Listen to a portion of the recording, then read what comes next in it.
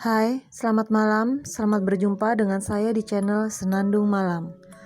Malam ini saya akan menceritakan sebuah kisah mistis yang tentu saja akan membuat bulu kuduk kita merinding.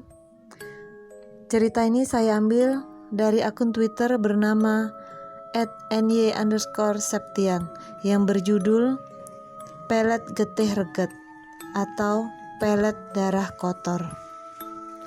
Untuk kalian yang ingin langsung membacanya, silahkan saja kunjungi akun Twitternya yang akan saya sertakan di kolom deskripsi. Dan juga jangan lupa untuk memfollow akun Twitter si penulis. Sebelum saya melanjutkan ceritanya, silahkan dulu untuk mensubscribe dan juga like akun YouTube saya. Cerita ini terjadi sekitar tahun 2007. Panggil saja Dira. Dia adalah sahabatku di bangku SMK. Kami sangat akrab hingga tak ada sedikit pun rahasia di antara kami, apalagi soal pacar. Dira adalah seorang primadona di sekolah kami. Banyak disukai karena anaknya supel, periang, dan tidak pilih-pilih teman. Meski begitu, Dira tidak pernah memanfaatkan itu semua untuk menjadi seorang playgirl. Hanya saja, kalau hari ini putus, besok udah dapat pacar lagi. Emang nasibnya orang cantik seperti itu. Setiap ganti pacar, aku adalah orang pertama yang dia beritahu. Dira bukanlah gadis yang matre atau pilih pacar secara fisik. Setauku, dia hanya suka cowok yang romantis dan lucu. Urusan duit sama muka belakangan. Hingga suatu hari, kulihat Dira menangis di kelas saat pulang sekolah. Di sana, aku lihat dia tak sendirian. Ternyata dia sedang bersama pacarnya. Panggil saja Cahyo. Karena tidak mau ikut campur, aku putuskan untuk menunggu di luar kelas. Setelah kulihat Cahyo keluar, aku bergegas masuk ke dalam menghampiri Dira. Kulihat air matanya membasahi pipi. "Hei, kenapa sih? Sini peluk aku," kataku. "Give me hug, aku putus," kata Dira. "Aduh Dira, jangan sedih gini dong. Seperti biasanya aja, besok-besok juga dapat lagi." Hehehe, candaku. "Yang ini beda, aku tuh sayang dia karena dia bener-bener baik buatku. Rumahnya yang jauh di seberang timur, rela ke barat 30 km demi antar jemput aku. Dan gak suka lihat aku kurus. Tiap antar jemput, selalu diajakin makan. Dia dewasa, gak pernah marahin aku." "Shh, sudah, kamu ini cantik sayang. Aku temani kamu buat move on. Jangan lagi berharap dia kembali, karena aku tahu pasti dia yang pergi, bukan kamu yang ninggalin dia." Dira mengangguk. Setelah hari itu, kami sering mengisi waktu dengan kegiatan yang lebih bermanfaat. Sudah berbulan-bulan kami banyak menghabiskan waktu bersama. Aku sempat heran, tumben si Dira ini belum move on juga. Hingga suatu hari di tengah malam, tiba-tiba teleponku berdering. Kulihat Dira yang menelpon. Dalam keadaan mengantuk, aku angkat teleponnya. "Halo Dira, ada apa?" "Setuju gak sih kalau aku terima dia jadi cowokku?" tanya Dira. "Hah? Siapa emang?" "Besok ya aku kasih lihat. Yang penting sekarang kamu sudah aku kasih tahu kalau aku sudah move on." "Oke lah, besok ketemu ke sekolah ya," jawabku. Keesokannya saat jam istirahat sekolah, ketika yang lain keluar ke kantin, kami tetap di kelas. Dira dengan senyum sumringah menghampiriku. "Seneng banget deh," katanya. "Iyalah, dapat pacar baru," jawabku. "Masih calon, ini fotonya," sambil Dira menyodorkan HP-nya padaku. "Gimana, cocok nggak?" tanyanya. Seperti biasanya, kalau menurutku nggak cocok, tapi mau gimana lagi, seleramu kan yang romantis dan lucu. "Ah, yang ini lain. Wajahnya oriental," kata Dira. "What? Sejak kapan kamu mentingin wajah?" "Ya sejak kemarin kenal dia," jawabnya. Obrolan itu berlanjut sampai jam pelajaran kembali. Aku sungguh heran, tidak biasanya Dira mengutamakan fisik daripada perasaan. Sampai aku berpikir, jangan-jangan Dira tak sungguh-sungguh suka lelaki ini. Tapi sudahlah, itu keputusannya. Di bulan pertama mereka jadian, Dira intens curhat ke aku soal bagaimana mereka pacaran. Sepertinya semua baik-baik saja, selayaknya anak tahun 2007-an pacaran. Namun, beberapa bulan kemudian, tiba-tiba Dira menjadi seorang pendiam. Dan aku merasa bagaikan orang lain. Karena merasa ada yang tak beres, akhirnya aku memberanikan diri untuk bertanya kepadanya. "Hei, kok sekarang kamu jadi pendiam gini sih?" tanyaku. Dira hanya melirik diam. "Apa aku ini pernah menyakiti kamu sampai kamu menjauh dan gak mau cerita?" tanyaku lagi. "Bukannya gak mau, tapi..." jawab Dira sambil mikir lama. "Ya udah, kalau nggak mau cerita sekarang, nanti telepon ya. Aku tunggu," jawabku. Setelah itu, malam harinya saat aku belajar, tiba-tiba Dira menelpon. "Ya Dira, sudah siap cerita?" "Kalau aku sudah siap jadi pendengar yang baik kok," jawabku. "Iya nih, makasih ya. Aku mau cerita, tapi kamu diam dulu. Nyimak dulu aja, ntar kalau aku udah kelar, kamu boleh nanya ke aku." "Oke deh," jawabku. "Skip bulan pertama karena kamu sudah mengerti semuanya. Bulan kedua, ketiga, aku merasa kok jadi cinta banget ya sama Putra, nama cowoknya. Gak pengen ketinggalan kabarnya. Setiap detik dan waktu pengen dia ngabarin aku. Pokoknya takut banget kehilangan dia." Gila, apa mungkin kamu udah diapa-apain sih, Dir? Sorry nyerobot. Belum gila, cuma entah kenapa jatuh cinta kali ini beda. Bawaannya gak bisa jauh-jauh gitu. Dia gak ngabarin semenit, aku udah bingung. Bahkan aku sering ke rumahnya karena tiba-tiba dia ngilang, gak bisa dihubungin. Setiap pulang sekolah juga wajib antar jemput aku. Kalau dia alasan gak bisa karena gak ada bensin, ya aku beliin. Kalau di jalan lapar ya aku ajak makan. Kenapa sih ya, kok rasanya cinta banget sama Putra? Aneh loh Dir, tumben ya kamu, padahal biasanya cowok yang gitu ke kamu.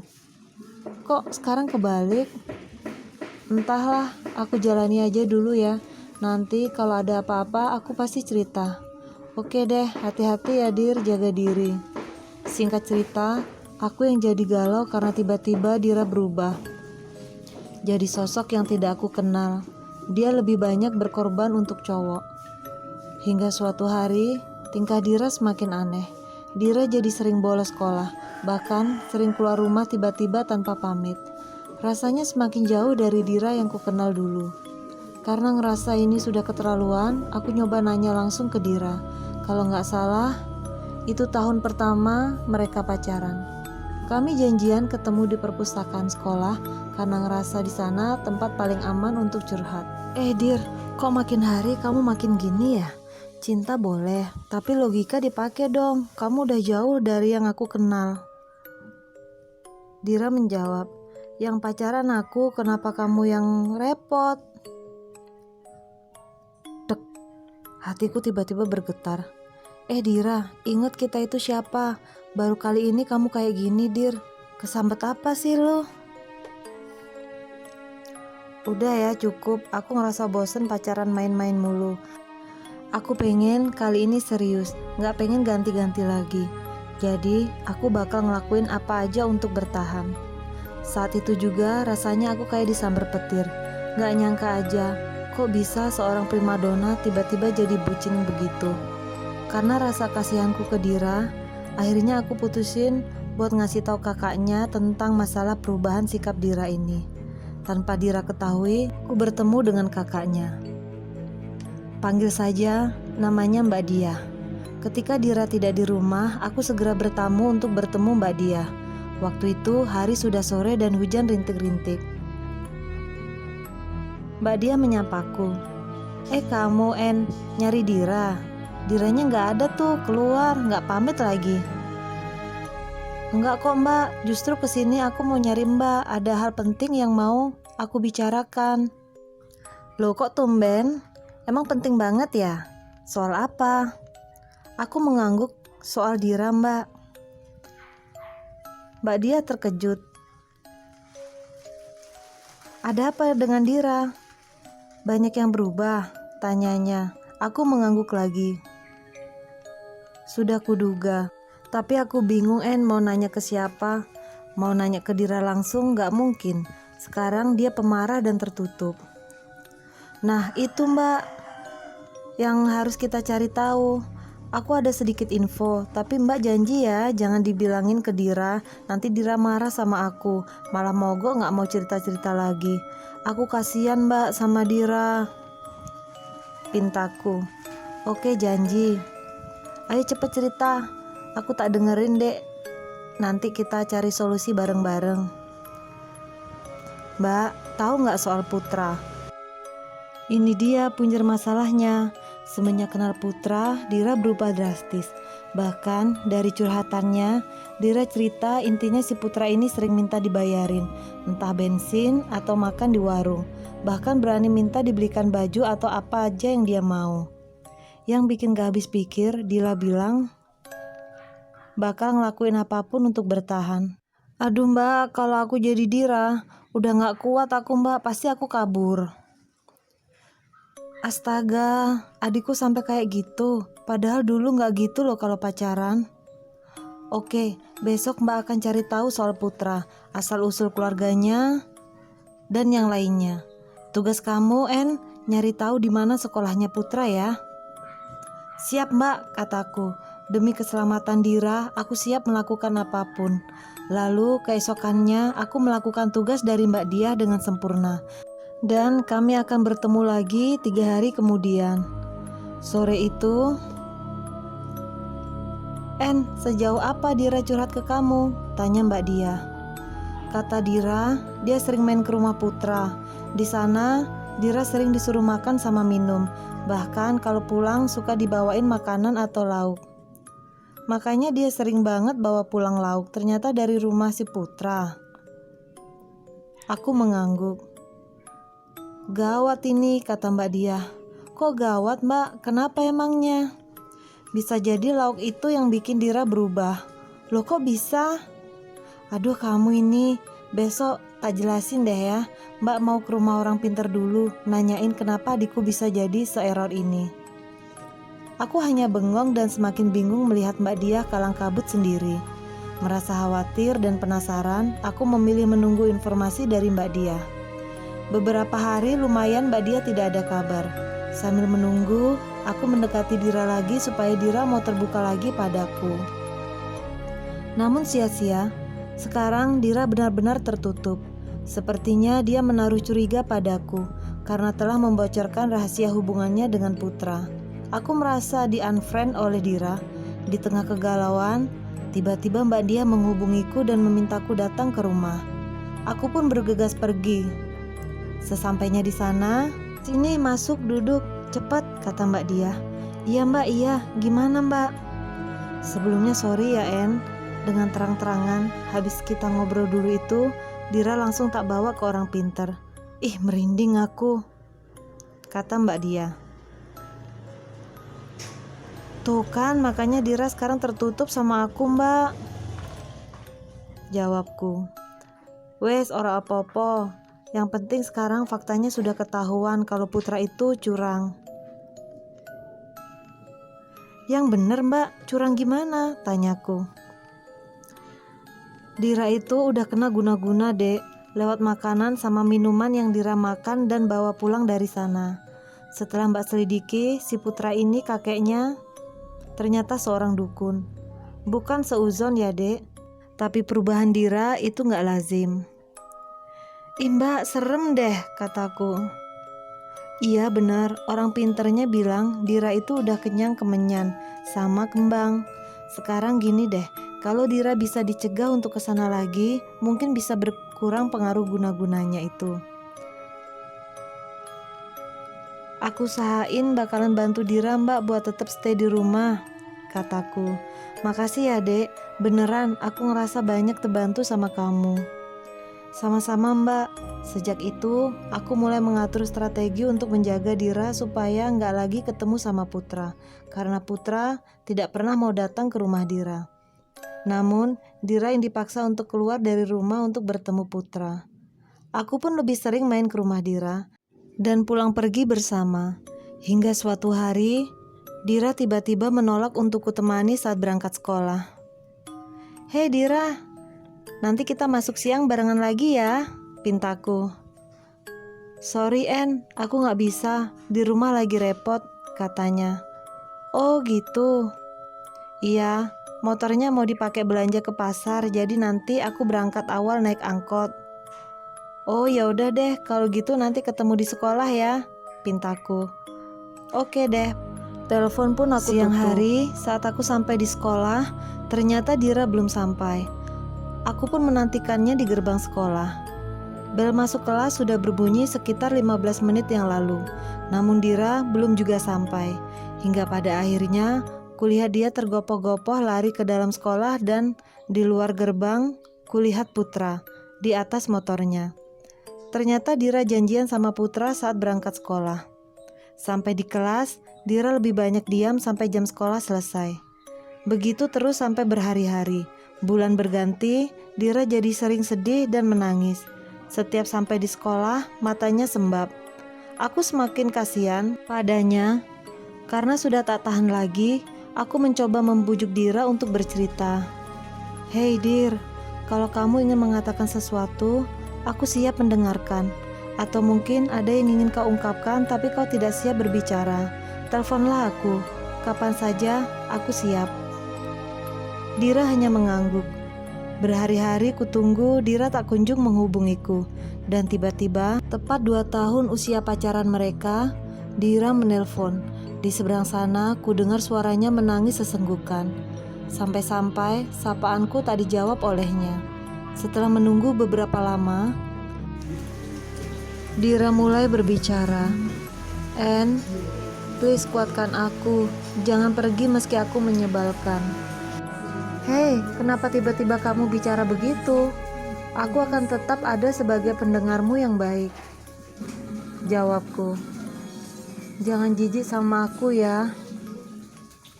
Dek, hatiku tiba-tiba bergetar. "Kenapa kamu, Dir?" tanyaku.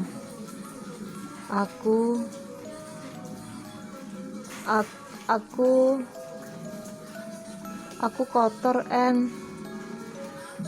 Kembali menangis sejadi-jadinya.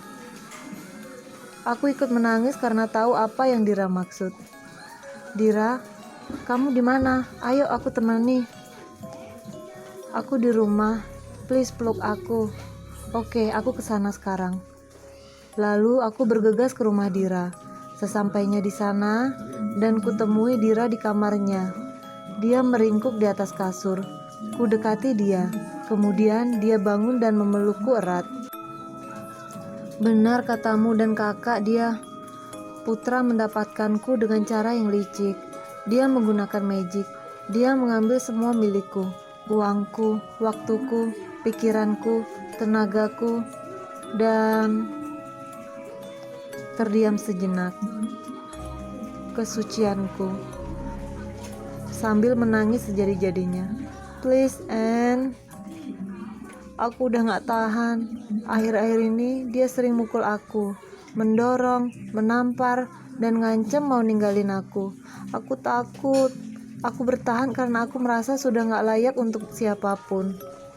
"Dir," ku peluk Dira. "Cepat, mintalah maaf sama Tuhan. Bertobatlah, segera perbaiki semuanya. Tinggalkan dia. Percaya sama aku. Kamu akan dapat yang lebih baik. Kalau kamu bertahan selamanya sama dia, kamu akan mengalami ini, Dir." Dira menggeleng. "Gimana aku bisa? Aku sudah gak layak, En. Aku kotor. Pasti laki-laki akan jijik kalau tahu itu." Aku menjawab, "Gak semua laki-laki bajingan kayak Putra. Masih banyak lelaki baik dan terhormat yang bisa menghargai dan tidak melukai wanitanya. Asal wanitanya benar-benar mau bertobat dan kembali ke jalan yang baik.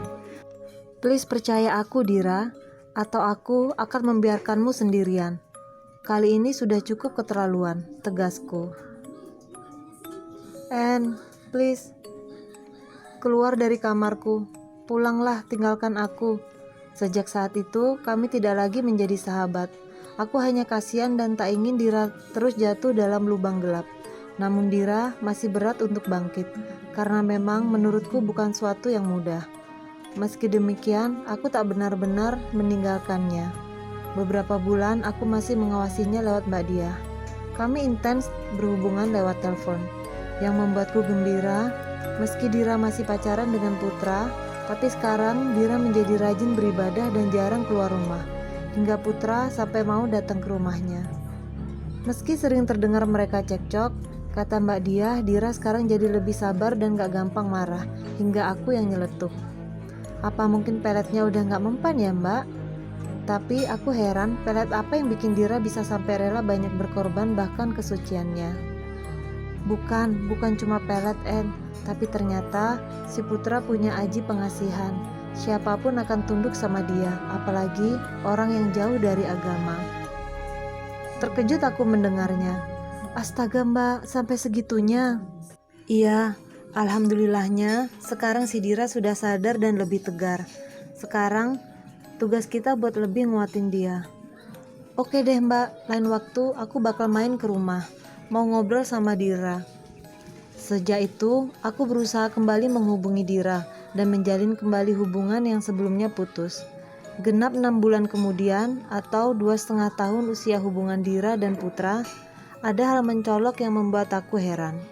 Putra yang selama ini mampu membuat Dira takluk tiba-tiba berubah, semakin takut kehilangan Dira. Itu dibuktikan dari keberaniannya sekarang untuk selalu mengunjungi rumah Dira. Bahkan terlihat sering menangis saat cekcok dan menuruti semua kemauan Dira. Aku merasa itu aneh karena dengan tiba-tiba keadaan bisa berubah. Karena penasaran, aku mencoba mengorek informasi langsung pada Dira. Hai Dir, wah seneng deh lihat kamu kembali ceria dan bisa bangkit secepat ini. Dira menjawab, ya syukurlah aku masih waras, semoga ini seterusnya, amin. Amin, jawabku. Bener deh, bangga aku. Dira menjawab, jangan bangga dulu, ada sesuatu yang ingin aku perbuat untuk Putra. Aku heran mendengar Dira berkata seperti itu. Dir, apa maksudmu? Lihat aja nanti, jawab Dira. Maksudmu, kamu gak benar-benar murni berubah? Apa kamu hanya mau balas dendam gitu? Tanyaku. Tunggu aja, Dira menjawab. Dira pun berlalu, meninggalkan aku dengan sejuta pertanyaan. Dira yang sekarang kulihat sangat alim, rajin beribadah, bahkan rela tak tidur hanya untuk menyambung sholat tahajud ke sholat subuh. Memiliki dendam dalam hati yang begitu membara. Kenapa? Apakah memang guna-guna Putra sudah benar-benar hilang dan menyadarkan Dira? Untuk menjawab itu semua, aku putuskan untuk bertahan mendampingi Dira dan sering menanyakan kabarnya ke Mbak Dia. Setiap saat aku sempatkan untuk bermain ke rumahnya, hingga aku, Dira, dan Putra jadi begitu akrab. Hingga suatu hari, saat di rumah Dira, Putra datang bertamu. Seperti biasa, Dira bergegas ke dapur untuk membuatkan minum dan menyiapkan camilan. Aku senang melihatnya karena Dira mampu bertahan hingga tahun ketiga. Aku pun berinisiatif untuk membantu Dira ke dapur, dan saat aku menawarkan bantuan untuk membawakan teh ke depan dengan keras Dira menolak. Aku bawain tehnya ya Dir. Lancang kamu jangan, itu urusanku, sambil melotot. Gitu amat sih, gak bisa apa pelan dikit, gak pakai melotot juga. Memandangku tajam. Di sana, kamu bawa camilan ini aja. Ya deh. Aku pun segera berlalu pergi. Dengan rasa penasaran yang begitu menggunung, penasaran ini tak dapat kubendung. Akhirnya aku putuskan untuk mengintip dari balik tembok pembatas antara ruang keluarga dan dapur. Hatiku bergejolak. Hal apa yang bisa membuat Dira marah sebesar ini? Padahal kan cuma membuatkan teh hangat saja. Ternyata aku salah. Beberapa saat sebelum Dira menaruh tutup gelas, dengan seksama dia mengamati keadaan sekitar. Matanya mencari-cari sesuatu yang mungkin sedang mengawasinya. Tanganku dingin seketika, takut ketahuan. Beruntung Dira tak tahu aku sedang mengintip. Setelah dia rasa aman, tiba-tiba hal tak terduga terjadi. Tangan Dira merogoh ke dalam celananya. Tak lama kemudian, kulihat darah menetes dari ujung-ujung jari itu dan dicelupkannya ke dalam teh hangat yang sudah membuat kami bertengkar sebelumnya. Aku melongo dan bertanya-tanya, kenapa Dira melakukan itu? Jijik sekali aku melihatnya. Tanganku gemetaran dan dingin. Dengan cepat, aku segera pergi dari tempat persembunyianku dan menuju ruang tamu. Setelah Dira datang, aku segera berpamitan karena merasa tiba-tiba tak enak badan. Sesampainya di rumah, aku segera menelpon Mbak Diah dan menceritakan apa yang terjadi saat di rumahnya tadi. Lalu Mbak Diah berkata, "Tenang En, Mbak akan cari tahu jawabannya ke orang pintar kemarin. Kamu tunggu aja kabar dari Mbak ya. Kamu bantu doa semoga ini bukan hal yang buruk." Kemudian aku menenangkan hatiku dengan berwudu, sembari berdoa untuk kebaikan kami semua. Karena aku curiga Dira sedang melakukan perbuatan yang tidak baik. Sampai keesokan harinya, telepon berdering dari Mbak Diah. "Halo Mbak, gimana?" tanyaku menodong. "En, siapkan hatimu untuk kabar buruk ini." Mbak, kok gitu? Dira gak apa-apa kan?" tanyaku. Diranya baik En, bahkan kata orang pintar, Dira sudah tidak di bawah pengaruh guna-guna atau pengasihan. "Tapi kabar buruknya apa Mbak?" Dira En, Dira berniat membalas dendam lewat pelet getih reget atau pelet darah kotor. Atau tepatnya darah menstruasi. Astagfirullahaladzim Mbak. "Iya En, kata orang pintar itu seperti halnya pengasihan. Darah menstruasi ini bisa menundukkan orang yang dia tuju, orang yang dia sebut namanya, atau wong sing disambati. Dan efeknya juga sesuai yang dikehendaki si empunya." "Keteh, aku gak nyangka En, kenapa bisa Dira berbuat begini?" Sambil menangis. "Mbak sabar ya, meskipun aku rasa patut, namun ini udah gak wajar. Bagaimana soal timbal baliknya Mbak?" Untuk timbal baliknya, orang pintar itu tak mau menjelaskan banyak. Namun beliau berkata, jika sampai nanti Dira dan Putra bisa bertahan sampai menikah, Putra akan selamanya tunduk dan tidak bisa menolak apapun kemauan Dira. Dan jika keduanya putus, maka Putra akan kesulitan berjodoh. Bahkan wajah Dira akan terus membayangi Putra sampai kapanpun. Astagfirullahaladzim Mbak. Gak nyangka ya Dira bisa melakukan itu, kataku. Siapa juga sih yang nyangka En? Terus sekarang harus gimana Mbak? Kita harus bisa menghentikan perbuatannya. Dosa tuh En, syirik. Tapi gimana caranya Mbak? Dira sekarang kan keras kepala banget. Kita pikir bareng-bareng ya. Please tetap bantu aku demi kebaikan Dira. Oke deh Mbak, aku tunggu kabar selanjutnya ya Mbak. Selang beberapa bulan kemudian, tiba-tiba Dira seperti hilang di telan bumi. Tidak ada kabar beritanya. Kami sudah lulus sekolah dan Dira sudah mendapatkan pekerjaan. Menurut Mbak Diah, semenjak bekerja, Dira sering ganti nomor telepon. Untuk pulang pun hanya sekali dalam 1 minggu. Padahal jarak rumah dengan tempat kerja hanya 30 km atau 1 jam perjalanan. Karena penasaran, aku mendesak Mbak Diah untuk bicara. Sebenarnya ada masalah apa Mbak? Kok sampai kesannya Dira itu minggat? Gak jelas kabarnya, tanyaku. Aku bingung mau jelasin En, aku takut kamu tambah bingung juga. Mending bingung Mbak daripada gantung gak ada kepastian gini. Ya udah, aku ceritakan dari awal ya. Sejak kejadian kamu mergoki Dira kasih darah mens itu ke minuman Putra, Dira jadi lebih tega ke Putra. Bahkan Putra sampai sering nangis dan memohon-mohon kalau lagi bertengkar sama Dira. Aku pernah dengar Dira minta Putra buat ngembaliin keadaan seperti semula. Dira minta keperawanannya yang dikembalikan. Putra hanya bisa menangis dan bersujud di kaki Dira. Ketika aku ingin menengahi, Dira melotot dan ngancem bakalan bikin Putra tambah sengsara.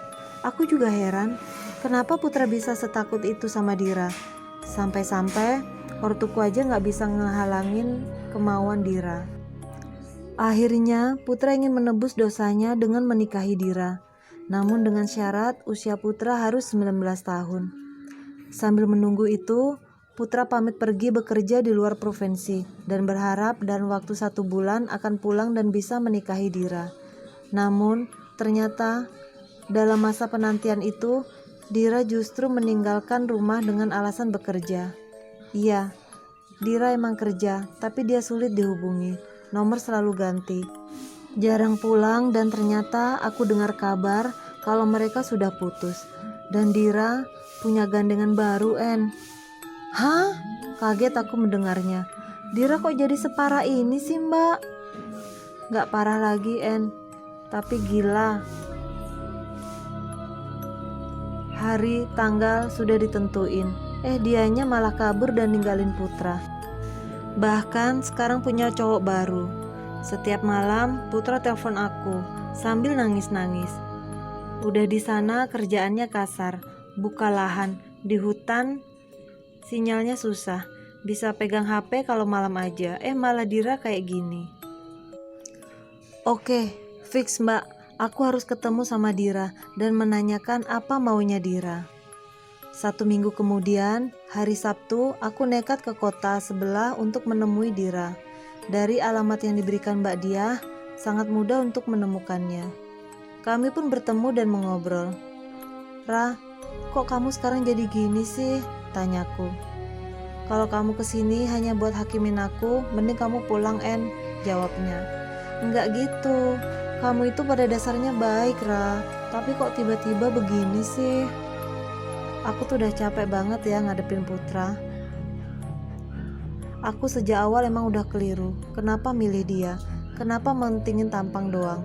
Kurang apa aku? Aku udah sabar. Aku nuruti apapun kemauan dia. Ternyata dia memanfaatkan aku. Bahkan tega main tangan sama aku. 3 tahun itu gak sebentar, En. Sakit jiwa ragaku. Aku cuma mau Putra ngerasain apa yang aku rasain selama 3 tahun ini. Dan setelah itu, ketika dia udah sakit, sadar dan minta maaf, aku udah hilang dari kehidupan dia. Gila gak sih, cewek sebaik aku terus masih dia tundukin pakai guna-guna. Sampai aku rela melucuti harga diriku. Bahkan disakiti dia masih iya-iya aja. Aku bakal selalu ingat perlakuan kasarnya. Kata-kata tak pantasnya, bagaimana dia meres aku, bagaimana dia melukai hatiku, bagaimana dia merenggut harga diriku. Meskipun dia sekarang berubah, tapi aku tak akan luluh. Karena perubahannya adalah karena bantuanku. Kalau bukan karena getih kotor ini, mungkin aku masih menjadi alas kakinya. Astaga, aku kaget sekali mendengar kata-kata Dira yang seperti itu. Oke, kalau begitu aku gak akan ikut campur. Sebab akibat dosa neraka adalah urusanmu dengan Tuhan. Sejauh ini aku sudah berusaha mengingatkan kamu bahwa efeknya gak akan baik buat kehidupanmu ataupun Putra. Dira pun menjawab, aku gak peduli, yang jelas karma itu ada dan setelah tugasku selesai, maka getih kotor ini yang akan melanjutkannya. Aku pun berlalu begitu saja tanpa menghiraukan Dira yang mukanya lebih mirip orang kesetanan sedari tadi. Semenjak kejadian itu, aku dan Dira lama tak berjumpa, bahkan dalam hitungan waktu hampir 2 tahun. Hingga pada awal bulan April 2012, tiba-tiba HP-ku berdering. Kulihat nama Putra memanggil. Karena heran, aku buru-buru mengangkat teleponnya. Halo, ada apa Putra? Terdengar dari sana Putra menangis sesenggukan. En, bener ya? Besok Dira mau ijab qabul. Aku gak tahu, soalnya udah hampir 2 tahun gak ketemu dia. Siapa yang kasih kabar kamu? Tanyaku. Aku tahu dari teman kita. Selama ini aku udah berusaha jaga hubungan kami. Meski kami jauh, aku intens hubungi dia tiap malam. Perjuanganku kurang apa, En? Telingaku rasanya sudah tak tahan mendengar tangis Putra. Lalu dengan jahatnya aku tutup telepon itu dan bergegas menghubungi Mbak Diah. Halo Mbak. Halo, kamu pasti mau nanya soal Dira ya? Mbak kok tahu? Sedari tadi Putra menelponku, tapi aku tak kuasa mengangkat teleponnya. Aku mendengarkannya dengan sedih. Kenapa bisa begini Mbak? Tanyaku. Ini sudah jadi pilihannya, En. Mbak bisa apa? Mbak sebenarnya kasihan, tapi gimana lagi? Kalaupun dilanjutkan dengan Putra, aku yakin mereka gak akan bahagia.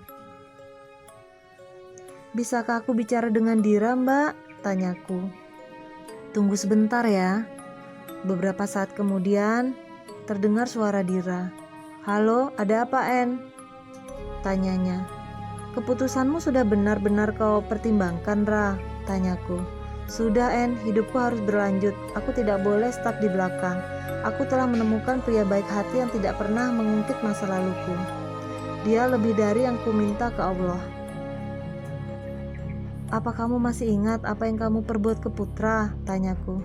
Iya, masih, En. Sudah aku katakan, tugasku selesai dan biar getih kotor itu yang melanjutkan tugasnya. Itu sudah bukan urusanku lagi. Aku sudah tidak mau membahas itu. Aku sudah bertobat. Aku masih bingung dengan apa yang kamu maksudkan, Ra? Tanyaku.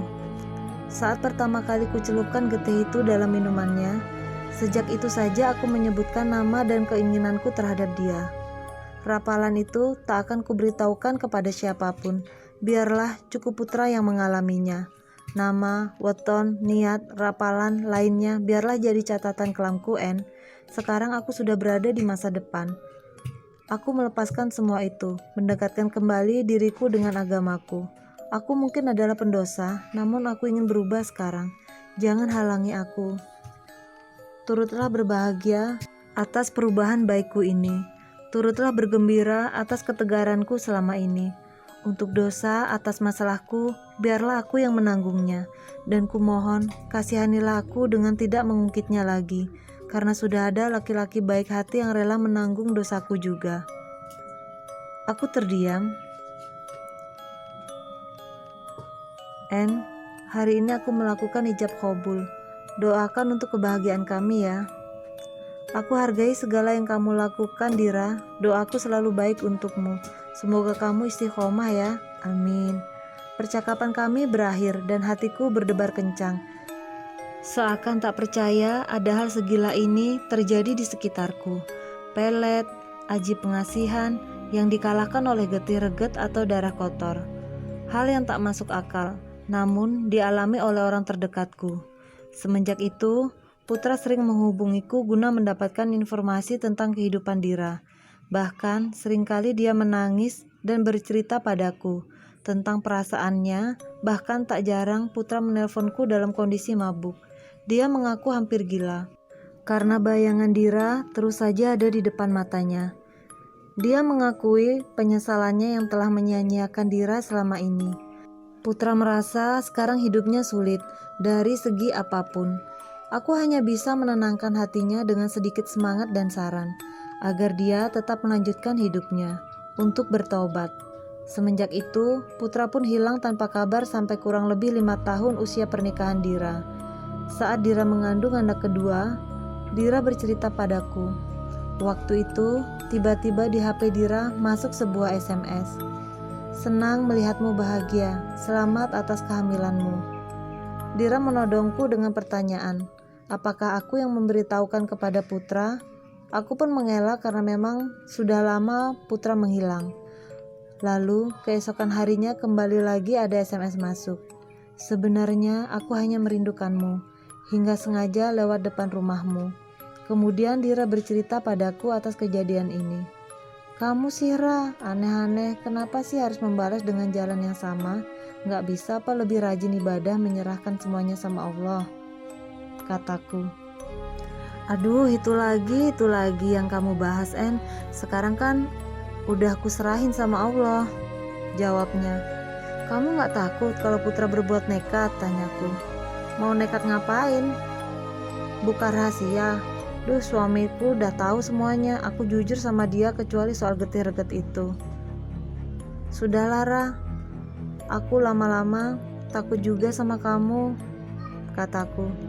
Ya makanya biarin aja tuh Putra, gak usah ditanggapin. Terserah deh. Sejak itu, Dira sering menerima SMS dari nomor HP yang sama. Meskipun Dira berganti nomor, tetap saja dia tahu. Bahkan ada 2 SMS yang bisa bikin heart attack yang Dira tunjukkan padaku. Yang pertama, sampai kapanpun akan kutunggu jandamu. Kedua, apa yang sudah kamu berikan padaku sehingga aku seperti ini? Tolong, jika aku salah, maafkanlah aku. Namun tidak pernah satu SMS pun dibalas oleh Dira. Bahkan kabar terakhir yang aku dapat, sampai sekarang Putra kesulitan untuk mendapatkan jodoh. Ketika ada perempuan yang mau untuk dinikahi, namun orang tuanya tidak merestui. Dan ketika ada orang tua perempuan yang merestui, tapi perempuannya sulit untuk diajak menikah. Usut punya usut, Putra sulit menemukan perempuan idaman karena yang dia mau adalah sosok seperti Dira. Bayangan Dira selalu membayangi hidupnya. Terkadang tak sampai hati aku memikirkan itu semua. Merasa gak mampu kalau menjadi Dira maupun Putra. Dan bagaimana dengan Dira? Mungkin memang belum waktunya teguran itu datang. Hikmah yang dapat kita ambil: 1. Jangan menyia-nyiakan orang yang benar-benar sayang, karena karma lebih kejam daripada mertua. Kedua, jangan pernah melakukan hal syirik karena yang maha segalanya tanpa meminta imbalan hanyalah Tuhan.